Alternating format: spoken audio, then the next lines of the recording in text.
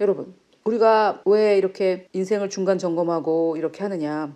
사실 목표가 없으면 나아질 것도 없지 않습니까? 이 인생 바뀌는 매 영역에 100%가 질문이었잖아요. 저는 이것이 참 긍정적이라고 생각해요.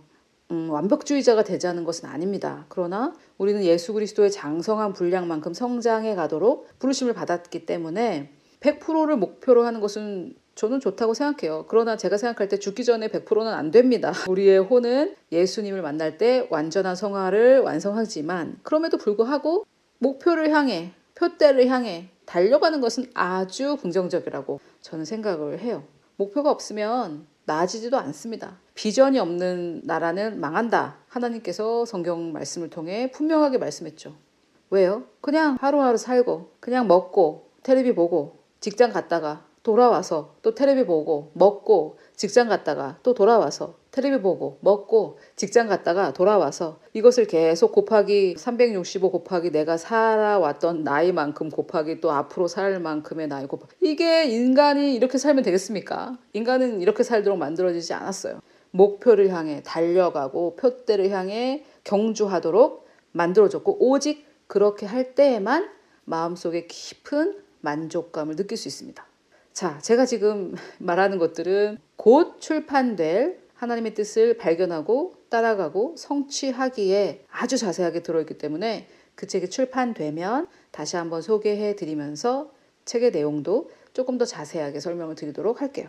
자, 그 다음에 그러면은 이제 이 10가지 영역 중에 어떤 것부터 해야 되는가 이렇게 생각이 되실 수가 있는데 저는 이 인생 바퀴라는 것을 아예 몰랐을 때 성령님의 인도였던 것 같아요. 제가 여러 번 말씀드렸지만 2017년도 5월 달까지 제가 너무 건강이 안 좋아서 그때 어떤 생각했냐면 나는 내 부르심을 분명하게 알고 있는데 내 건강 때문에 부르심이 성취되지 못할 수도 있겠다라는 굉장히 그런 극박한 긴장이 있었어요. 제 안에. 결국은 이 건강 문제로 나는 부르심을 성취하지 못하겠구나. 이런 생각이 들었어요. 제가 큰 병이 있었던 것도 아니고 지금 생각해보니까 신진대사의 문제였어요. 대사증후군이라는 그 명칭인데 이것도 그냥 뭐 제가 진단하는 거기 때문에 확실하진 않고 그냥 뭐 힘이 별로 없고 항상 기운이 딸리고 이런 거였어요. 그래서 저는 그 건강 문제를 집중 공략을 했습니다. 이게 왜냐면요. 가장 문제가 되는 그 영역 때문에 다른 영역이 영향을 받을 가능성이 매우 커요. 그래서 다른 영역은 사실 문제가 없는데 그 문제 때문에 다른 영역도 문제가 생기는 거죠. 예를 들어서 저처럼 나는 부르심도 깨달았는데 건강 때문에 나의 일의 영역까지도 공격을 받는 거죠. 그럴 경우에는 일의 영역의 개선을 추구한다는 것은 의미가 없죠. 일의 영역에는 문제가 없으니까요. 건강 때문에 일까지 영향을 미치는 거니까 그때는 원인을 제공하고 있는 이 건강의 영역을 공략해야 되겠죠. 일이 잘 안 되는 것은 결과일 뿐이니까요. 그래서 여러분들도 점수를 이제 매겨 보셨을 텐데 이 중에 가장 문제가 되는 그 영역을 공략해야 됩니다. 집중적으로 공략을 해야 돼요. 그리고 사실 그 영역을 개선하기 위해서 다른 영역이 조금 희생될 수도 있어요. 예를 들면 제가 이 건강을 개선하기 위해서는 일을 좀 줄인다든지 잠시 쉰다든지 이렇게 그 영역이 희생할 수도 있습니다. 전혀 그 영역에는 문제가 없는데 약간 희생이 따를 수도 있다라는 말이에요. 그런데 만약에 제가 이 건강의 영역을 위해 일의 영역을 조금 희생하지 않는다면은 결국은 건강이 완전히 상하면은 일도 완전히 이제 못하는 거죠. 그래서 차후의 부흥을 위해 개인의 부흥을 위해 잠시 일의 영역을 좀 희생해서라도 건강을 개선하는 것이 건강이 완전히 상해서 일까지 못하게 되는 것보다 훨씬 낫다는 거죠.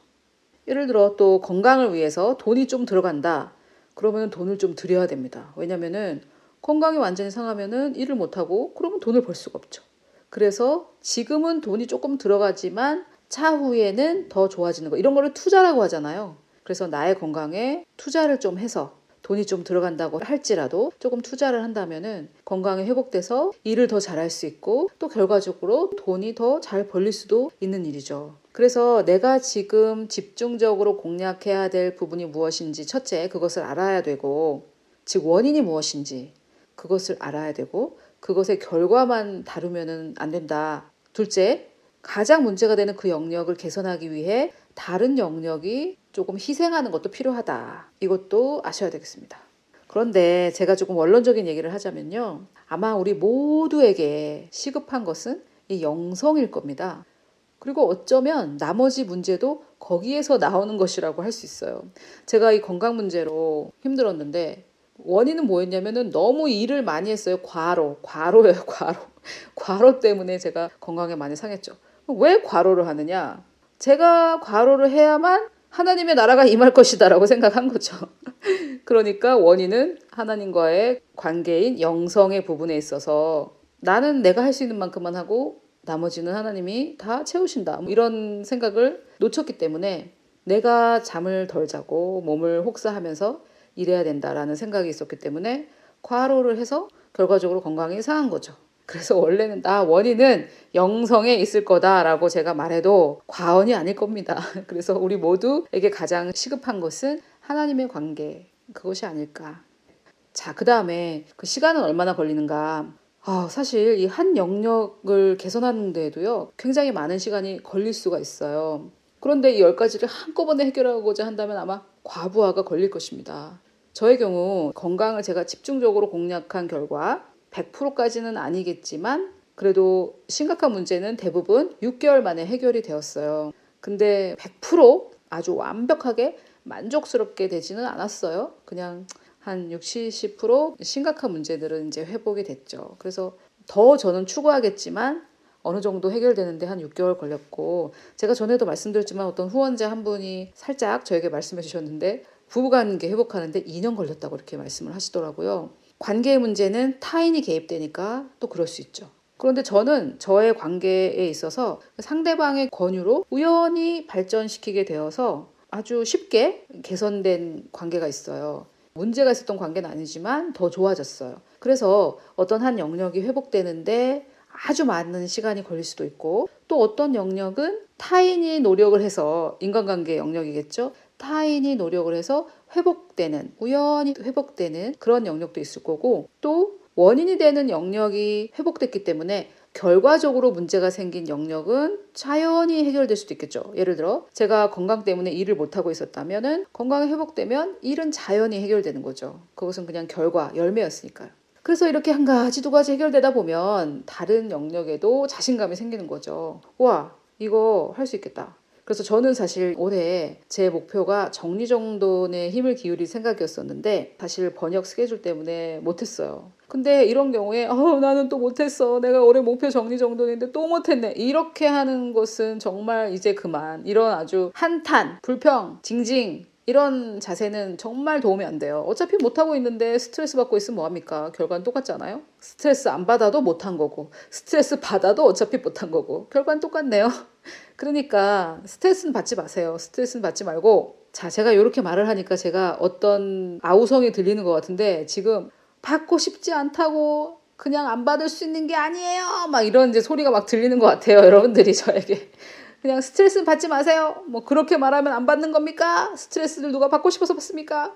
여러분, 그 생각을 고쳐야 돼요. 그 생각을 고쳐야 스트레스를 안 받을 수 있습니다. 내가 받고 싶어서 받습니까? 이 생각.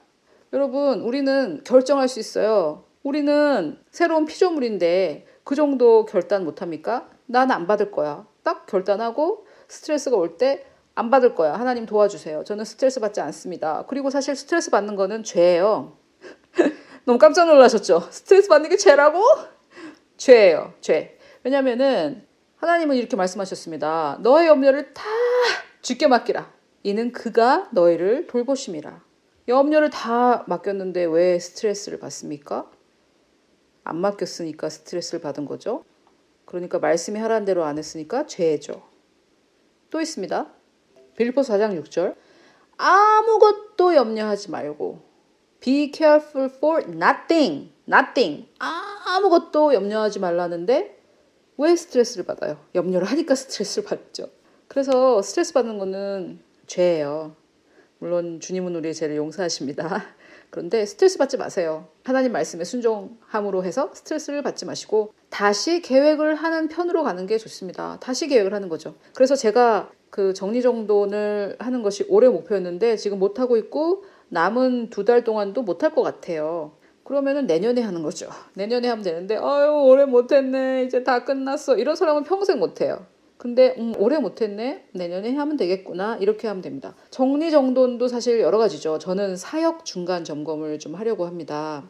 제가 사역한 지 6년 7년째인데 그동안 일만 늘여놓고 뭐 만들어 놓은 자료 동영상 너무 많고 정리할 일이 많은데 기회를 놓치면 못할 것 같아요. 그리고 선배 사역자들의 얘기를 들어보니까 중간에 이렇게 쉬면서 한번 끊고 가는 거, 브레이크를 하고 가는 게 굉장히 중요하다고 하시더라고요. 그래서 사실 제가 이 사역을 좀 중간 점검하려고 2019년도에는 지금처럼 좀 활발하게는 사역하지 못할 것 같은데 그렇게 결정을 하고 나니까 갑자기 유튜브 구독자 수가 늘어나면서 이거 또 사역 중간 점검을 못하는 거 아닌가 이런 생각이 들었는데 뭐 여러 가지로 좋은 시간이 될 것 같아요. 구독자 여러분들께도 제가 그 유튜브 페이지를 중간 점검하면서 정리정돈하면서 또 오픈되지 못했던 것을 오픈할 수도 있고 과거에 이렇게 묻혀있는 재생 목록에 들어가지 않았거나 등등 이렇게 해서 묻혀있는 동영상도 다시 소개할 수 있고 여러 가지로 좋은 시간이 될 것 같아요. 여러분들도 결혼한 지 어느 정도 됐다면은 이 부부관계를 한번 중간 점검해 본다든지 또 어떤 커리어를 시작하셨는데 이것이 나에게 맞는가? 나는 계속 이것을 할 건가? 그것을 한번 중간 점검해 보신다든지 그런 것들 있죠. 이것을 사실은 때를 놓치면은 영원히 하지 못하게 되고 그냥 그런 상태로 쭉 가게 될 것 같아요. 그래서 뭐 지금은 제가 아직도 번역 끝낼 책이 2권이나 남아가지고 이것을 제가 엄두도 못 내고 있지만 저는 이 사역 중간 점검이 저에게 굉장히 좋은 시간이 될 것 같고 그것으로 인해서 뭔가 또 새로운 계시나 이런 것들 새로운 강의나 이런 것들이 또 나올 수 있을 거라는 그런 감이 지금 막 솔솔솔솔 넘치고 있습니다.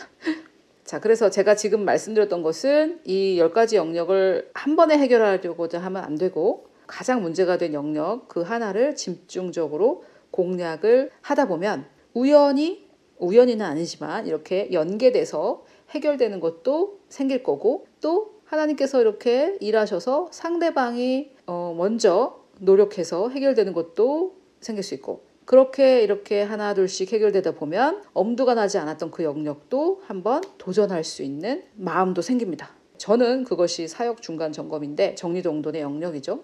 여러분들께는 그것이 무엇인지 또 한번 기대해 보시면 좋을 것 같아요. 내가 엄두도 못 냈던 그런 영역, 재정이 될 수도 있고 예를 들어 건강이 이렇게 회복되네. 하나님께서 이렇게 도와주셔서 건강이 회복되네. 인간관계가 이렇게 회복되네. 하나님과의 관계가 이렇게 회복되네. 나와의 관계가 이렇게 회복되네.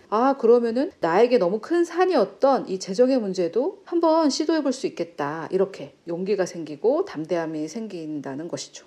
자, 그리고 마지막으로 사실 가장 중요한 거 말씀드리자면 우리의 노력이 필요하지만 더 중요한 거는 성령님의 도우심입니다. 성령님을 의지해야 돼요. 그런데 이 성령님을 의지해야 된다라는 말만큼 추상적인 것도 없죠. 도대체 이게 무엇인가? 제가 했던 것을 말씀드리면 제가 처음에 식생활에 너무 문제가 있었을 때 처음에 시작했던 거는 간헐적 단식인데 그냥 쉽게 말해 아침을 굶는 거였어요. 근데 사실 그때는 한 끼를 굶으면 죽을 것 같은 정도로 대사가 완만하지 못해서 힘들었는데요. 그때 제가 어떻게 했냐면 진짜 12시까지 이제 금식을 했는데 12시에 첫 끼를 먹었거든요. 그때까지 이 꼬르륵거리는 배를 움켜쥐면서 정말 주여 도와주세요 막 이러면서 진짜 정말 가관이었습니다. 가관. 그런 것이 바로 성령님을 의지하는 것의 구체적인 그림이겠다 이렇게 말씀드리겠습니다. 그래서 저는 이 성령님을 의지한다는 것이 추상적이 아니라고 생각해요. 어려운 인간관계가 있는데 그 사람을 만나러 갑니다. 뭐 직장에 어려운 상대가 있는데 아침에 출근을 할 때 가면서 주여를 외치면서 도와주세요 이렇게 기도하는 거. 이렇게 처음에는 성령님의 존재, 성령님이 우리를 도와주신다라는 그것을 인식하는 거에서 시작이 될 수 있겠죠. 인식하는 거죠. 성령께서 함께 계시고 도와주신다. 나의 능력 없음을 인정하고 성령님의 능력을 의지하는 거죠. 주님, 저는 한 끼 정말 못 굶겠어요. 금식은 고사하고 한 끼도 못 굶겠어요. 그러면서 이 꼬르륵거리는 이 배를 움켜쥐고 정말 죽을 것 같더라고요. 저는 처음에는 주여를 외치면서 성령님을 의지하는 것이죠. 여러분, 인생 바퀴라는 이 체크리스트 프로그램을 제가 인생 중간 점검이라고 이름 붙여서 했는데 이 인생을 중간에 점검해 본다. 이거는 겸손하지 않으면 할 수 없는 거라는 생각이 들었어요. 내 인생을 점검한다라는 그 자체, 그 생각 그 자체가 교만한 사람은 절대 할 수 없는 일입니다. 그러나 우리는 또 이 균형을 맞춰야 되겠죠? 즉 성령 안에서 담대한 자신감도 있어야 됩니다. 그것은 무엇이냐? 즉 점검한 후에 실행에 옮기는 것이죠. 저의 식생활을 완전히 바꾸기 전에는 그때 제 생각은 나는 이제 못해. 나는 이제 식생활은 바꿀 수 없어. 그런 자세였습니다. 그래서 그때 제가 안 맞는 옷을 전부 다른 사람에게 줘버렸거든요. 왜요? 난 못할 거라는 생각을 했기 때문에. 근데 이게 사실 굉장히 교만한 생각입니다. 나는 못해에서 끝나면, 나는 못해에서 끝난다면 굉장히 교만한 겁니다. 그러나 하나님은 나는 못합니다. 그러나 주께서 함께 계시니 할 수 있습니다. 이것이 바로 겸손한 자의 고백입니다. 만약에 지금 여러분들께서 나는 못해 거기에서 끝나고 있다면 아직 교만하다라는 뜻으로 아시면 됩니다. 나는 못하지만 하나님께서 함께 하시기 때문에 나는 모든 것을 할 수 있습니다. 이것이 엄청나게 날카로운 말씀에 입각한 균형입니다. 그런데 또 이렇게 했는데 예를 들어서 식생활 개선을 하려고 했는데 오늘 하루도 실패했어요. 한 달 동안 또 실패했어요. 또는 1년간 실패했어요. 저처럼 정리정돈 하려고 했는데 1년간 지금 못하고 있죠. 그럼 어떻게 해요? 다시 하면 돼요. 내일부터 또 하면 됩니다. 7번 넘어져도 8번째 일어나면 그 사람은 서 있는 자가 되고 6번 넘어지고 7번째 일어났는데 또 7번째 넘어져서 거기서 주저앉으면 그 사람은 넘어진 사람이 되는 거예요. 마지막에 누가 일어났느냐 그거죠. 그래서 오늘 실패했다면 내일 또 성령님께 도우심을 구하고 다시 시작하시면 됩니다. 포기하지 않는 사람은 승리하는 거예요. 실패하지 않았다면 더 좋았겠죠. 근데 이미 실패를 했다면 후회한들 무슨 소용입니까? 그냥 그걸 받아들이고 내일 다시 하면 됩니다. 한탄하고 앉아있어봤자 아무 도움 되지 않습니다. 그러나 우리가 8번째 다시 일어날 수 있는 이유는 성령께서 우리 안에 계시기 때문입니다. 성령님은 우리를 항상 도와주시는 분이십니다. 오죽하면 성령님의 이름이 보혜사입니까? 보혜사, 파라클레토스. 우리의 옆에 서서 우리를 항상 도와주신다는 뜻인데 예수님께서 승천하시고 이제 우리 안에 들어와 계시죠. 자, 여러분. 제가 인생 중간 점검을 10가지 영역을 이렇게 하면서 중간중간에 빼먹은 것도 있고 또 그래서 또 여러분들께 정리 시간을 가져서 또 말씀드리고 싶은 것도 있고 했지만 아마 또 빼먹은 것도 있을 거예요. 그런데 저는 저의 최선을 다하고 나머지는 여러분 안에 계신 성령께서 인도해 주시리라 믿습니다. 인생을 중간에 점검하는 이유는 우리의 경주를 더 잘 달리기 위함입니다. 자신을 돌아보고 점검하여 믿음의 경주를 마치려 하는 모든 분들을 이 경주의 결승선에서 우리를 기다리고 계시는 예수 그리스도의 이름으로 축복합니다.